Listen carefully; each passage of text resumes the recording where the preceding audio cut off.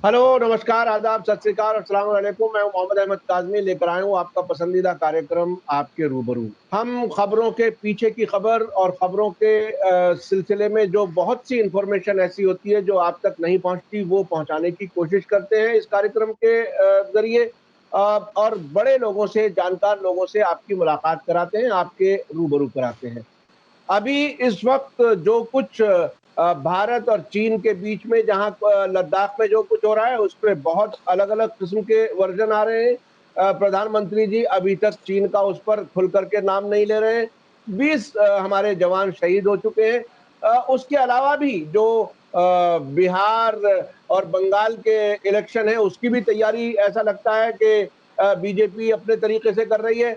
और साथ साथ 80 करोड़ लोगों को खाने का इंतजाम नवंबर तक करने की बात सरकार कर रही है।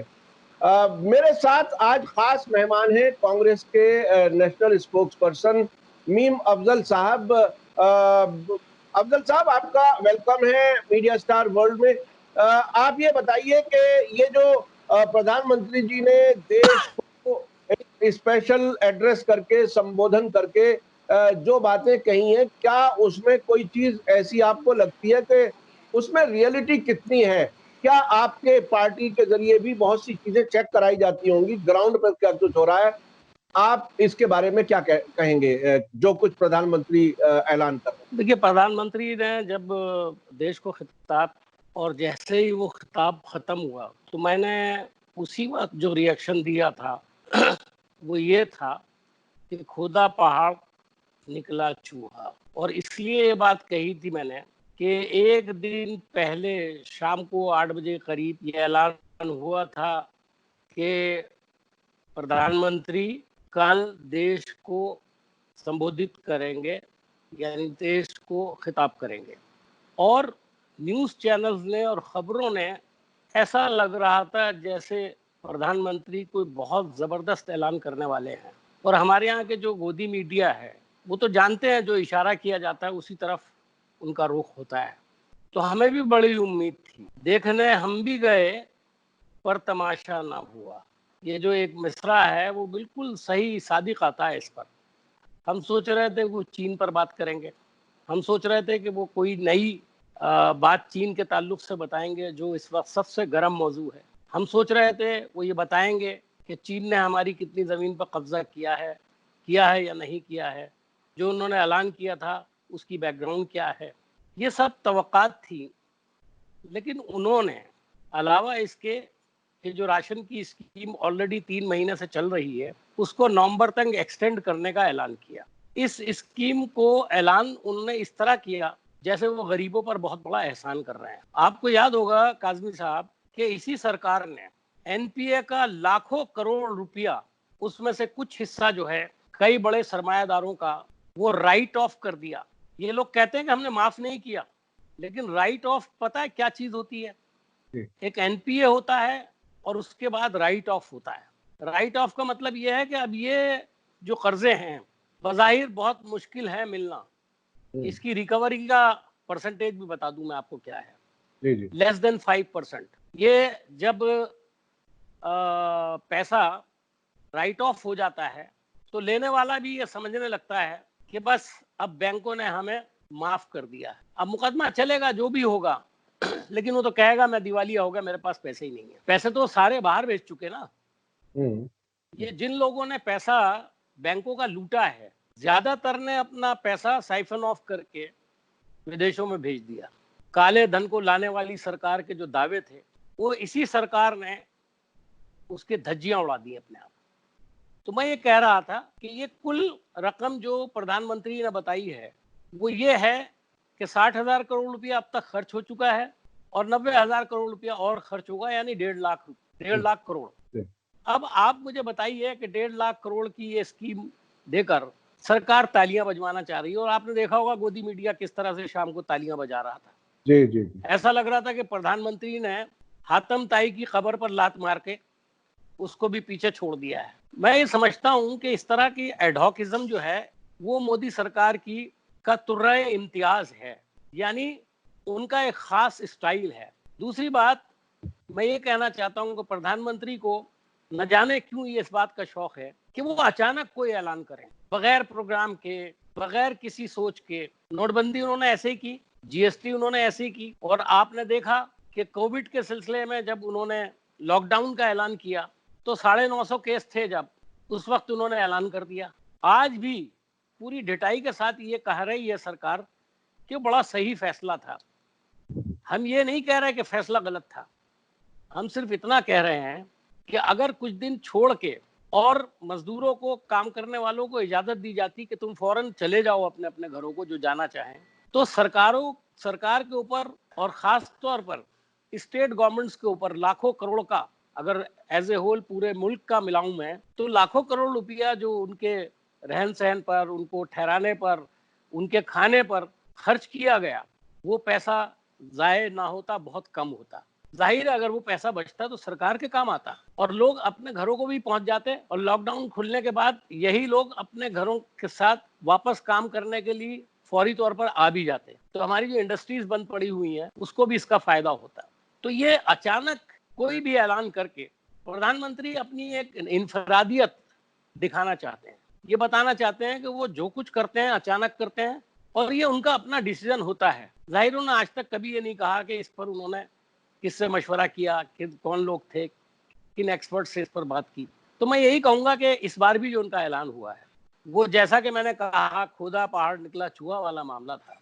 और ये 1.5 लाख की जो स्कीम है, काजमी साहब, आज तक गोदी मीडिया के किसी चैनल ने दुनिया जहान की खबरें, अभी कोई ताल्लुक ऐसा निकल आया जहां से किसी एक पर्टिकुलर कम्युनिटी को बदनाम करने की जरूरत हो, तो इनके सारे चैनल के जो इन्वेस्टिगेटिव रिपोर्टर्स हैं ना, वहां जाकर के इकट्ठे हो जाते हैं, जैसे निजामुद्दीन में हुए थे। जी। लेकिन इस 1.5 लाख करोड़ के, यानी अब तक 60,000 करोड़ का जो राशन बट रहा है, वहां निचले सतह पर कितनी लूट मची हुई है, गरीब आदमी को राशन मिल रहा है या नहीं मिल रहा है, इस पर आज तक किसी गोदी मीडिया ने या किसी भी मीडिया ने कोई इन्वेस्टिगेटिव स्टोरी नहीं की।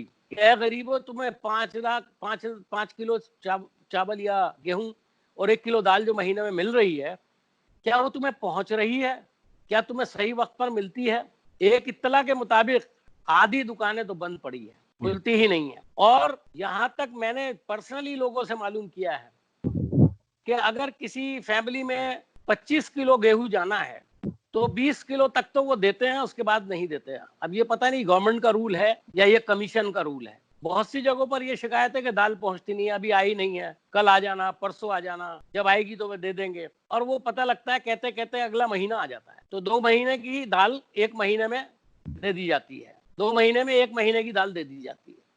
तो ये चीजें हैं। दूसरी बात ये कि इसके अंदर क्वालिटी गेहूं की क्या है। मैंने एक ऐसे आदमी से कहा कि आपके यहाँ जब गेहूं आए तो जरा मुझे लाकर दिखाइएगा। वो बेचारा जो छोटा सा एक उसके पास कपड़ा था जिसमें वो गेहूं था, खोल के देखा तो वो गेहूं साफ नहीं था। उसके अंदर जो गेहूं की डंडियां होती हैं बारीक पाली, वो काफी बड़ी तादाद में थी। आप अंदाजा लगाइए, अगर वो 5% भी निकल आई तो आप ये अंदाजा लगा लीजिए कि हजारों लाखों टन के अंदर कितना वेस्टेज जो है वो आपने शामिल कर दिया और गेहूं बचा लिया। ये बहुत छोटी छोटी बातें हैं जिसका ध्यान निचली सतह पर रखना चाहिए, लेकिन निचली सतह पर ध्यान रखने की बजाय उसको चलाया जा रहा है। ये करप्शन का एक पार्ट है। तो मैं ये कहता हूँ, गरीब आदमी के लिए कुछ नहीं है, मालदारों के लिए सब कुछ है। उनके बच्चों को हवाई जहाज से बुलाया जा सकता है, उनको आने जाने की सुविधा जो है वो सरकार टेस्ट पास दे सकती है, लेकिन मजदूरों के लिए कोई पास नहीं था। पर वापिस किया गया, उन पैरों में छाले पड़ गए, चलते चलते लोग मर गए या गांव पहुंच करके कोविड का शिकार होकर मर गए। कितना जुल्म उन लोगों के साथ हुआ है, कोई पूछने वाला है? मैं समझता हूँ कि इस तरह के ऐलानात कर करके अपनी साख को बनाने की कोशिश करना, उसमें डिफरेंट दुनिया जहान की चीजों को जोड़ना, ये एक अफसोसनाक अमर है। अच्छा, ये जो चाइना वाला मामला है, उस पर राहुल गांधी जी ने कई बार प्रधानमंत्री से सवाल करने की कोशिश की, पूछा कि वो बताएं हकीकत क्या है। उस पर उसके बाद प्रधानमंत्री जी ने जो बयानात अब तक दिए हैं, एक तो ये कि हमारी किसी जमीन पर कब्जा नहीं हुआ है, हमारी कोई पोस्ट पर कब्जा नहीं हुआ है, और साथ में जब बाद में ये जो देश को संबोधित किया, उन्होंने चीन का नाम तक नहीं लिया।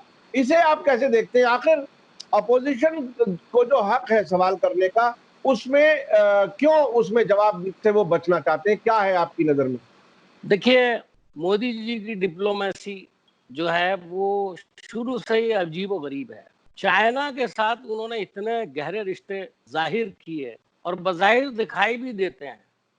मैं ऐसे बहैसियत के एक डिप्लोमेट के मैं समझता हूँ कि किसी प्राइम मिनिस्टर का किसी मुल्क में 5 दौरे करना 6 साल के अंदर, और बहैसियत चीफ मिनिस्टर 4 दौरे करना, और इन 5 दौरों के दौरान बीच में 6 साल के अंदर चीन के प्रेसिडेंट के साथ हमारे प्रधानमंत्री की 18 मीटिंग्स, उसके बाद जिस तरह से अनशेड्यूल्ड मीटिंग 2 की गई, एक साउथ में की गई इंडिया में और एक गुजरात में की गई, जो मशहूर है झूले वाली मीटिंग, जिसमें झूला झुलाया गया था। उसके बाद एक आम नागरिक इस देश का, एक आम शहरी ये समझता था कि चीन से हमारा मसला जो है मोदी जी ने एक तरह से हल कर लिया है, रिश्ते बड़े घनिष्ठ, बहुत ही शानदार हैं, और चीन की तरफ से अब ऐसी कभी कोई शिकायत हमको नहीं होगी। कारोबार भी बेपनाह बढ़ा इनके दौर में। चीन का जो एक्सपोर्ट है इंडिया में जो हो रहा है, वहां से जो हम इंपोर्ट कर रहे हैं, उसका आप जानते हैं कितने बिलियन डॉलर्स जो हैं वो उसका इंपोर्ट है आज की तारीख में, लेकिन हमारा एक्सपोर्ट उसके मुकाबले में बहुत कम है। यानी ये जो बिजनेस हुआ है आमतौर पर दो मुल्कों के दरमियान होता है, उसके अंदर एक बैलेंस रखा जाता है, एक्सपोर्ट और हमारी इंपोर्ट आसपास चले, ताकि हम जो उनको फायदा पहुंचा रहे हैं तो वहां के अवाम से भी हमको कुछ फायदा हो, हमारी चीजें भी वो लोग खरीदते हैं। लेकिन ऐसा नहीं है। चीन ने अपना एक्सपोर्ट बहुत बढ़ाया और नहीं बढ़ा। जाहिर है कि इसका नुकसान सीधा देश को। उसके बावजूद सस्ती चीजों के लालच में या क्वालिटी के भाव को चलते हुए ये सब चीजें देश में बर्दाश्त की। लेकिन एक तरफ गुजरात के अंदर वो चीन के प्रेसिडेंट के साथ दक्षिण में बैठे हुए थे और दूसरी तरफ चीन हमारी सरहदों में घुस रहा था कि राहुल गांधी जी बहुत सारे सवाल पूछते हैं, वो जवाब नहीं देते और चीन का नाम नहीं लेते। तो ये तवज्जो तो हम बार बार दिलाते रहे हैं कि आखिर क्या प्रॉब्लम है। सवाल ये पैदा होता है कि आखिर चीन का नाम क्यों नहीं लेते। चीन के साथ उन्होंने जिस तरह के रिश्ते बनाए थे, पता नहीं ये उसका लिहाज है या कोई डिप्लोमेसी है या फिर क्या कुछ और है, वो मैं कहना नहीं चाहता और कहना भी नहीं चाहिए। हमारे देश के प्रधानमंत्री हैं, उनका 56 इंच का सीना बड़ा मशहूर है, हमें पूरी उम्मीद थी कि उसका मुजाहरा करते वो, लेकिन अभी तक तो उन्होंने सिर्फ ये कहा है कि मुंह तोड़ जवाब दिया जाएगा। उसके बाद ये कहा कि मुंह तोड़ जवाब दे दिया गया है। अब किसको दे दिया गया है, क्या दे दिया गया है, उसमें कहीं उन्होंने जिक्र नहीं किया जैसे कि दूसरे लोग आमतौर पर करते हैं। ये चीन के साथ जो रिश्तों का मामला है, मोदी जी ने, हिंदुस्तान के वो अकेले लीडर हैं, अकेले प्रधानमंत्री हैं जिसने चीन के इतने ज्यादा दौरे किए। 6 प्रधानमंत्रियों ने 5 दौरे किए हैं अलग अलग दिनों में। नेहरू ने एक किया था और उसके बाद इस तरह से राजीव गांधी ने किया और डॉक्टर मनमोहन सिंह ने किया, लेकिन बाकी किसी प्राइम मिनिस्टर ने दौरे नहीं किए। लेकिन प्रधानमंत्री ने जब चीफ मिनिस्टर थे 4 दौरे किए और जब प्राइम मिनिस्टर थे तो 5 दौरे किए, और ये 6 साल में 5 दौरे हुए। और इस 6 साल के दरमियान में उनकी प्राइम मिनिस्टर प्रेसिडेंट चाइना से 18 मीटिंग्स हुई हैं। जाहिर है रिश्ते बड़े स्पेशल चल रहे थे। जिस तरह से आपको याद होगा बारक हो रहा था बारक ओबामा के ताल्लुक से, वो जो एक जुमला प्रधानमंत्री बोलते थे बारक बारक, ऐसे ही वो चीनी सदर के ताल्लुक से भी शो करना चाहते थे कि जैसे उनकी यारी है, गुलबैया जो है वो लड़ा रहे हैं, झूला झुला रहे हैं वगैरह वगैरह। तो लोगों को भी एहसास था, चीन के साथ कारोबार बढ़ा, चीन से हमारी एक्सपोर्ट, हमारी एक्सपोर्ट तो बहुत कम थी, लेकिन चीन की जो एक्सपोर्ट हमारे लिए थी वो बिलियंस ऑफ डॉलर्स पहुंच गई। यानी जो पहले था उसके मुकाबले में कहीं ह्यूज कारोबार जो है चाइना से शुरू हो गया। लोग समझते थे अब इतने अच्छे रिश्ते हो गए हैं, चीन के साथ अब कोई मसला ही नहीं है। लेकिन सच्ची बात यह है कि जब गुजरात में झूला झुला रहे थे तो चीनी फौजें हमारे इलाकों में घुसने की कोशिश कर रही थी या घुस गई थी। ये सब अखबारों में आया है, सब रिपोर्ट्स आपके सामने आई है। तो ये इतना बड़ा धोखा हुआ है, इस धोखे का तो पूरा मुंह तोड़ जवाब प्रधानमंत्री को खुद देना चाहिए था। देखिए, मैं मानता हूं कि डिप्लोमेसी में उन्होंने अपनी कोशिश की और ऐसा रिश्ता बनाने की कोशिश की कि वो समझते थे कि चीन के साथ हमारा रिश्ता अमेरिका से भी ज्यादा जबरदस्त हो जाएगा। लेकिन अगर उस कोशिश में उनको धोखा हुआ है, अगर उनके साथ विश्वासघात हुआ है, तो फिर लिहाजदारी का मसला नहीं है। सियासत में कोई लिहाजदारी नहीं होती। दो नेशंस के दरमियान डिप्लोमेसी में ले और दे चलती है। इकोनॉमिक डिप्लोमेसी आज सबसे बड़ी चीज है। और जो ये चाइना का बाइकआउट करने की बात की गई है, बहुत सारे पहलू हैं, उस पर आगे बात होगी। लेकिन सरेदस्त एक अवामी रुझान, सेंटीमेंट जो है वो इसके हक में है कि चाइना का बाइकआउट होना चाहिए। और मैं आपको इसी चीज से मुल्कों पर सही मानों में दबाव पड़ता है। ये हथियारों की नुमाइश, जहाजों की प्रैक्टिस, ये चीन भी कर रहा है, हम भी कर रहा है। ये जंग के माहौल के अंदर इस तरह की चीजें एक कॉमन प्रैक्टिस है, इस पर किसी को कोई एतराज नहीं है। लेकिन सबसे ज्यादा जरूरत इस बात की है कि माशियात को लेकर के, इकोनॉमी को लेकर के हमें अपने रिश्तों पर गौर दोबारा से करना ही प्रधानमंत्री ने कहा है आत्मनिर्भर भारत, आत्मनिर्भर भारत। आत्मनिर्भर भारत की बात तो शुरू से कर रहे हैं। खुद उनकी जो आरएसएस की तंजीम है वो बात करती थी। उन्होंने तो बाकायदा सरकार से शिकायत की, सरकार के खिलाफ मुजाहरा तक किया कि हम आत्मनिर्भर की बात कर रहे हैं और हमारा जो इम्पोर्ट जो है दूसरे मुल्कों से बढ़ता चला जा रहा है। दुनिया जहान का सामान जो है यहाँ आ रहा है, हर चीज जो है हम बाहर की इस्तेमाल करते हैं। लेकिन आज 6 साल के बाद आप प्रैक्टिकली जब एक जंग का माहौल सामने दिखाई दे रहा है, जब चाइना ने इतना बड़ा धोखा दे दिया है, तो आप आत्मनिर्भर होने की बात कर रहे हैं। आपने देर नहीं करती क्या? ये तो बहुत पहले हो जाना चाहिए था। हमारे देश की जो इंडस्ट्रीज हैं वो डूब रही हैं, बंद हो रही हैं, हालत खराब है, लोगों के पास पैसा नहीं है, खरीदारों के पास पैसा नहीं है। हम ऐसे वक्त में आत्मनिर्भर होने की बात कर रहे हैं। इसीलिए तो हमने कहा और राहुल जी ने भी कहा कि 7,500 रुपए गरीब की जेब में अगर डाल दोगे आप, तो कम से कम मार्केट में जाकर पैसा खर्च तो करेगा ना, इकोनॉमी तो चलेगी ना उससे। आपको एक बार जरूर थोड़ा पैसे देने पड़ेंगे, और वो इतना ज्यादा नहीं है जितना लुटेरे लेकर जा चुके हैं हमारे देश का पैसा, उनसे ज्यादा बिल्कुल नहीं है। अगर आप ये दे दें, कितना फायदा देश की इकोनॉमी को होगा। जो पहिया रुका हुआ है उसमें ग्रीस पड़ जाएगी, वो चलने लगेगा, मजदूरों को काम मिलने लगेगा, फैक्ट्रियों में प्रोडक्शन शुरू हो जाएगा, खरीदारी शुरू हो जाएगी, मार्केट नॉर्मल होने की तरफ चल पड़ेगी, जो अभी नहीं चल पा रही है। अच्छा अफजल तो साहब, ये जो जवाब नहीं देते, मैं उसका आखिरी जवाब दे दूं आपको। जी जी। ये प्रधानमंत्री को न जाने, मैं कहूंगा कि जब राहुल जी बात करते हैं तो इनके सारे प्रवक्ता जो हैं टेलीविजन चैनलों पर लड़ने पर आमादा हो जाते हैं कि सवाल क्यों पूछा। अरे भाई, सवाल तुमसे ना पूछे तो क्या अपने आप से पूछें? हम अपने आप से पूछें चीन ने हमला क्यों किया? हम अपने आप से पूछें कोविड के अंदर इंतजाम किसने किए? आपने किए। सवाल हमसे पूछें। टीवी चैनल्स तक हमसे सवाल पूछते हैं कि आपने क्या किया। हम सवाल उनसे करते हैं और जवाब हमसे मांगते हैं। अजीब और गरीब माहौल है इस देश के अंदर। आज की तारीख में अगर कोई सबसे बड़ा दलाल है, सबसे बड़ी बिकाऊ चीज है, तो मोदी जी की करने वाला वो मीडिया है जिसे आज आम उर्फे आम में गोदी मीडिया बोला जाता है। उन्होंने अपने आप को जितना नीचे गिरा दिया है, मैं समझता हूं कि जर्नलिज्म करने वालों को या उसकी डेफिनेशन समझने वालों को शर्म आती है कि वो एक ऐसे अजीम पेशे से जुड़े हुए हैं जहां ऐसे लोग भी हैं। जी, आपने बिल्कुल सही कहा कि पत्रकारिता अपने आप में एक शर्म आने लगी है ऐसे पत्रकारों को देख करके। अब ये बताइए कि कांग्रेस सबसे अहम अपोजिशन पार्टी है नेशनल लेवल पर।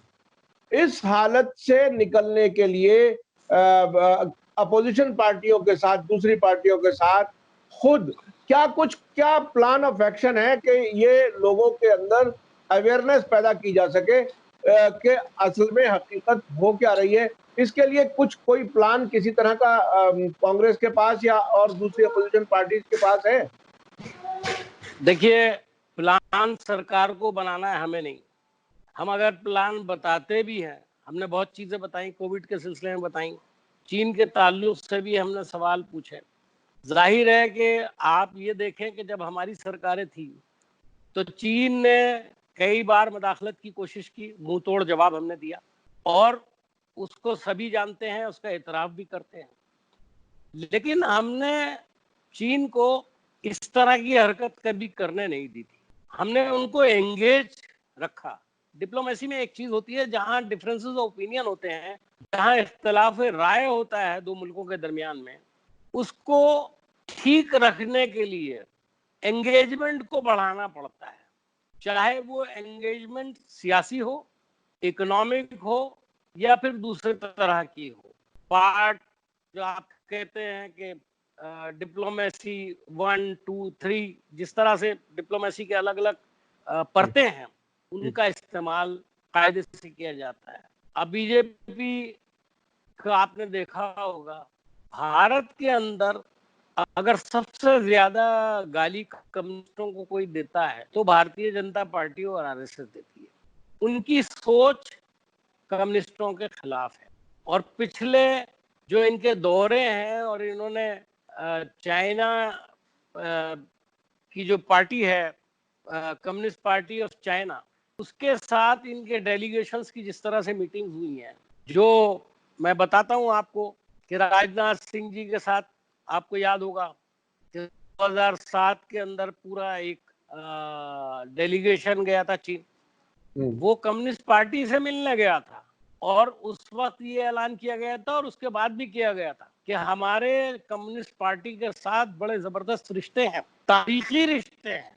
और वहां हमारे जो पार्लियामेंट के मेंबर गए हैं, अलग अलग डेलीगेशंस के अंदर एमएलएस गए हैं, वो चीन की कम्युनिस्ट पार्टी से सीखने के लिए गए हैं। क्या सीखने के गए हैं? कि काम कैसे किया जाता है। जो लोग देश में सुबह से शाम तक कम्युनिस्टों को गाली देते हैं, वो कम्युनिस्ट पार्टी से सीखने के लिए कम्युनिस्ट चीन जाते हैं। कितना जबरदस्त कंट्राडिक्शन है, कितना जबरदस्त कहना चाहिए झटका है जो ये लोगों को देते हैं। आप अंदाजा लगाइए कि ये है किधर, ये कम्युनिस्टों के साथ है या कम्युनिस्टों के खिलाफ है। गुरु गोलवालकर जी ने बहुत पहले कहा था कि इस मुल्क में अंग्रेजों से लड़ने पर वक्त जाया मत करो। अगर आपको लड़ना है तो इस मुल्क में मुसलमान, क्रिश्चियंस और कम्युनिस्टों से पहले लड़ो। ये गुरु गोलवालकर जी ने शायद 1927 में कहा था। ये कोटेशन उनकी बहुत मशहूर है जो मैंने कही। जी। वो पार्टी कम्युनिस्ट पार्टी से रिश्तों की बात कर रही है, लेकिन देश के लिए बहुत सारी चीजें बदलते हैं, बदली जाती हैं। अगर बदलना चाहते थे, आपने समझा कि डिप्लोमेसी में ये जरूरी है, बहुत अच्छी बात है, लेकिन फिर कम से कम अपने अंदरूनी लोगों को तो हिदायत दीजिए कि कम्युनिस्टों को बैठ करके गालियां जो टेलीविजन चैनल पर रोज देते हैं डिबेटों के अंदर, वो क्यों दे रहे थे? आज दे रहे हैं, आज मुझे कोई इतराज नहीं है। लेकिन कल तक जब ये सब सारे मामला चीन के साथ सामने नहीं आए थे, तो चीन को लगातार गाली देते थे ये लोग। अच्छा, अफजल साहब, जिस तरह गाली देते ऐसी चीन कम्युनिस्टों को देते थे गाली। जी जी जी। देखिए, कम्युनिस्टों के मामले में आपने बताया कि वो किस तरह से डूबियस एक तरह से कहा जा सकता है, दोहरा चेहरा। अभी जो एक बात डिस्कस की जा रही है वो ये है कि अमेरिका पर भारत कुछ ज्यादा भरोसा कर रहा है। अमेरिका और चाइना, ये दोनों एक बहुत बड़ा एक तरह से कंट्राडिक्शन है, वो बिल्कुल अलग नजरिए से, और उनके आपस में ट्रेड वार भी एक लंबे अरसे से चल रहा है। तो ऐसे वक्त में भारत के बारे में ये कहा जा रहा है, और माइक पोम्पियो जो अमेरिका के फॉरेन मिनिस्टर हैं, उन्होंने चीन के ऐप बंद करने के लिए भारत की एक तरह से सराहना की है। तो ये और दूसरी तरफ चीन के कुछ अखबारात हैं, वो ये कह रहे हैं कि भारत को चाहिए कि अमेरिका पर भरोसा ना करें। आप चूंकि डिप्लोमेट रह चुके हैं, एम्बेसडर रह चुके हैं कई मुल्कों में, आप इस ताल्लुक को कैसे देखते हैं? देखिए, हमारी फॉरेन मिनिस्ट्री में जो थिंक टैंक है वो इन सब बातों को बहुत अच्छी तरह से जानता है, लेकिन थिंक टैंक हमेशा लीडरशिप को मशवरे देता है, कोई दबाव नहीं डाल सकता। लीडरशिप अपने हिसाब से चलती है। हर प्राइम मिनिस्टर आता है, यकीनन कुछ चेंजेस करता है अपनी सोच के मुताबिक।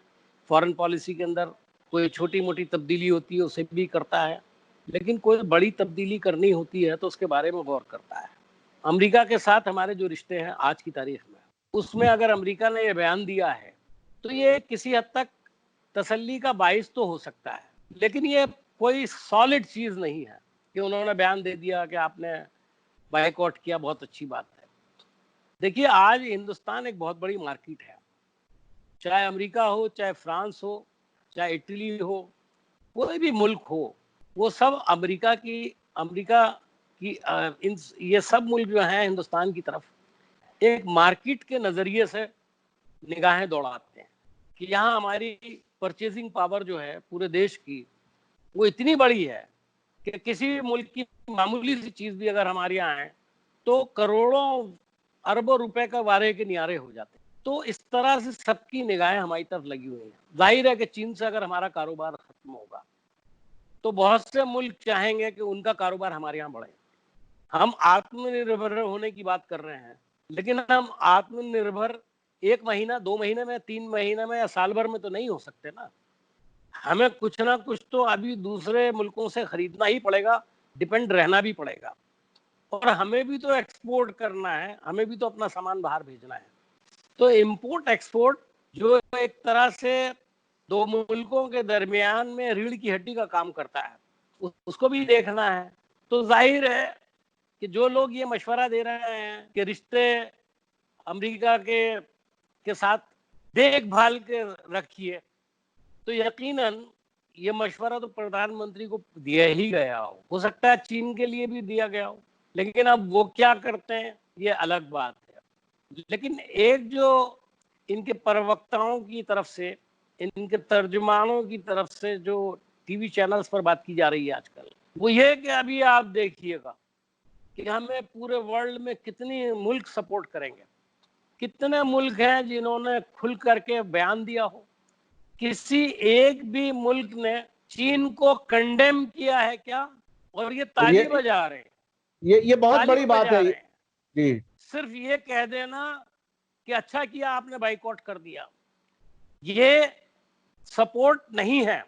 ये उन मुल्कों की वो ललचाई हुई नजरें हैं जो भारत की तरफ है। इससे कहीं ये जाहिर नहीं होता कि बुरे वक्त में वो हमारे साथ आ जाएंगे। जी अमेरिका ये हमसे कितने दूर बैठा हुआ है। कल अगर खुदा ना खास्ता अगर ऐसे हालात होते हैं कि कोई जंग का माहौल बनता है, कितने मुल्क खड़े होंगे हमारे साथ? कभी इस पर गौर किया है? जाहिर है सरकार ने गौर किया होगा, लेकिन सरकार यहाँ टेली चैनल पर तो ऐलान नहीं कर सकती ना।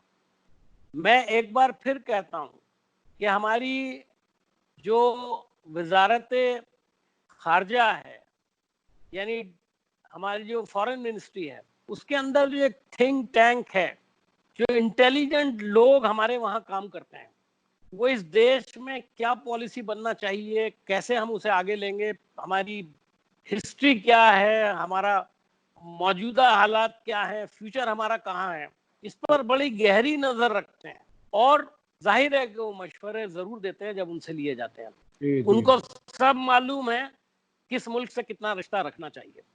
हम अमेरिका की गोद में जाके बैठ जाएं, हम चीन की गोद में जाके बैठ जाएं, ये किसी तरह भी भारत जैसे बड़े मुल्क को जेब नहीं देता।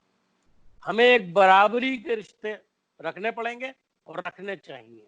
अलबत्ता जी मैं देख रहा हूं कि आज ही जब हम आपसे बात कर रहे हैं, 38,900 करोड़ रुपए के मिसाइल एयरक्राफ्ट, जंगी जहाज जो हैं वो रूस से खरीदने के लिए बाकायदा फैसला सरकार ने कर लिया। तो मैं ये कह सकता हूँ कि जब टेंशन होती है, जब इस तरह का जंग का माहौल बनता है, तो लोगों के चेहरों पर मुर्दनी छा जाती है, लेकिन हथियारों के सौदागरों की बहार आ जाती है। ये जो अब शुरुआत दिखाई दे रही है, ये मजबूरी है, आप इस पर सवाल नहीं उठा सकते और उठाना भी नहीं चाहिए। डिफेंस का मामला ऐसा है कि इस पर कोई भी सवाल नहीं उठा सकते आप। लेकिन खुली आंख से अगर आप देखेंगे तो मुझे लगता है कि टैक्स की एक बड़ी वजह ये हथियार का कारोबार करने वालों की भी अपनी साजिशें इस बीच चलती रहती है। जी जी जी, बहुत बहुत शुक्रिया मीम अफजल साहब, आपने मीडिया स्टार वर्ल्ड को वक्त दिया और खास तौर पर आपने जो विदेश नीति है उस पर काफी गहराई से आपने बातें बताई। इसके अलावा जो कुछ प्रधानमंत्री जी ने अनाउंस किया है अपना पहले से चलते हुए प्रोग्राम को आगे बढ़ाने की बात, जो नवंबर तक 80 करोड़ लोगों को खाना देने की बात की है, उसमें भी कहां-कहां खामियां हैं, ऐसी खबरें आ रही हैं, वो भी आपने बताई। बहुत बहुत शुक्रिया एक बार फिर अफजल साहब, आपने वक्त दिया मीडिया स्टार वर्ल्ड को। फिर आप से शुक्रिया। हम अपने दर्शकों को फिर मिलवाएंगे। बहुत बहुत शुक्रिया आपका। इसी के साथ दीजिए इजाजत। धन्यवाद, शुक्रिया। जय भारत, जय हिंद।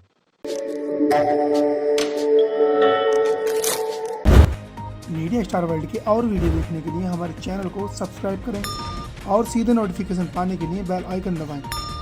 और अगर हमारी खबर सच्ची और अच्छी लगे तो अपने व्हाट्सएप, इंस्टाग्राम, फेसबुक और ट्विटर अकाउंट पर जरूर शेयर करें।